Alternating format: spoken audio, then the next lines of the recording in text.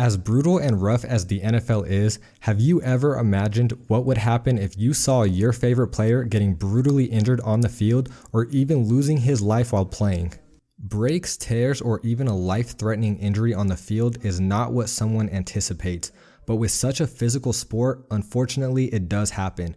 To date, there has only been one death on field in the history of the NFL, but there have been multiple that were life-threatening and hundreds that were just severely brutal, and we will show you a mixture of the worst ones, so stay tuned. You won't want to miss what we have to show you. Also, don't forget to leave a like on this video, and if you would like to join our $100 Fanatics gift card giveaway, then all you have to do is subscribe to the channel and watch this video until the end to find and comment the hidden message. Good luck. First off, we have Joe Theismann. On Monday Night Football back in 1985, the Washington Redskins and quarterback Joe Theismann took on the New York Giants and their star linebacker Lawrence Taylor. Unfortunately for Theismann, Taylor got the best of him and his career was over. On a flea flicker play, Taylor sacked Theismann, who ended up with a brutally broken leg. The bone stuck out on national television. It was the final play in the 11-year career of the 36-year-old QB. Darryl Stingley. In an exhibition game in 1978, Oakland Raiders safety Jack Tatum led with his helmet and crushed New England Patriots wide receiver Darryl Stingley, leaving the wideout lying helplessly on the ground. While the hit wasn't intended to harm the player, the damage was done. Not only was Stingley's career in the NFL over just after 5 seasons, but he was never able to walk again. Stingley died at the age of 55 back in 2007.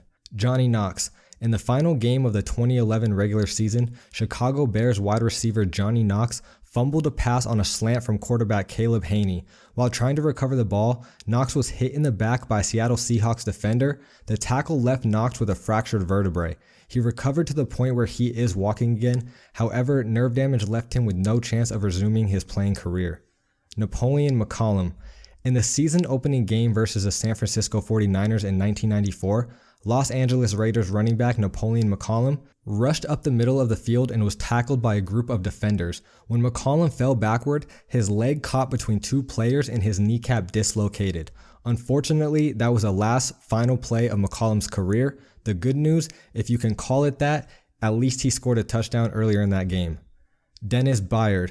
Dennis Byard was a 26-year-old defensive player for the New York Jets back in 1992.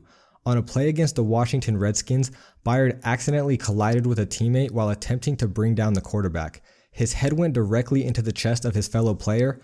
That resulted in a career-ending injury and temporary paralysis, although thankfully for him, he was eventually able to walk again later in his life. Rashad Johnson. In 2013, Arizona Cardinals defensive back Rashad Johnson walked to the sidelines after a punt return.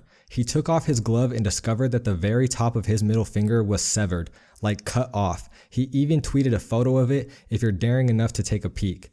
Johnson ended up having the top of his finger shaved down, and luckily for him, he only missed 2 games because of it. Leonard Weaver. Leonard Weaver was a Pro Bowl fullback for the Philadelphia Eagles in 2009. Creating a nice career for himself by the age of 27, that all changed in his first game of the season in 2010 on what would sadly be the last carry in the NFL. His leg was bent sideways on the tackle by the Green Bay Packers defender. After a few rounds of rehab on his shredded ACL, Weaver was forced to retire. It's one of the worst NFL injuries ever and one of the ugliest knee injuries ever to happen on live television. Charles Frederick Hughes. Charles was an American football player, a wide receiver in the National Football League from 1967 to 1971. He is to date the only NFL player to die on the field during a game. During Week 6 of the 1971 season on October 24th, the Lions hosted the Chicago Bears at Tiger Stadium. Late in the game, with Detroit trailing 28-23, the Lions were driving into Chicago territory, and Hughes, who entered the game as an injury replacement, caught a pass from quarterback Greg Landry for 32 yards and a first down at the Bears' 37-yard line. 3 plays later, Landry threw a pass that tight end Charlie Sanders dropped near the end zone. Hughes, a decoy on the play, began running back to the huddle with 1 minute and 2 seconds left showing on the clock. Suddenly, he dropped to the turf, clutching his chest around the 20-yard line. Hughes collapsed near Bears linebacker Dick Butkus, who saw him begin to convulse violently on the field. Butkus motioned to the sideline frantically to get Hughes assistance, Both teams, doctors, and trainers, along with a physician who happened to be attending the game, ran to Hughes to try and save him. An ambulance was called for and arrived to take Hughes to Henry Ford Hospital, where he was pronounced dead at 5:34 p.m. that afternoon. He was 28 years old. The game was played to its conclusion in front of a now silent, stunned crowd in Tiger Stadium. With the Bears' lead holding, the Lions awaited word of Hughes' condition after the game, and the players were informed once word had broken that he was dead.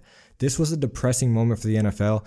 Luckily for them, his passing wasn't related to the game itself, or the entire league could have been at stake, especially way back then. And with that being said, that's the end of the list. Which of these injuries was the most shocking to you? Let us know down in the comments.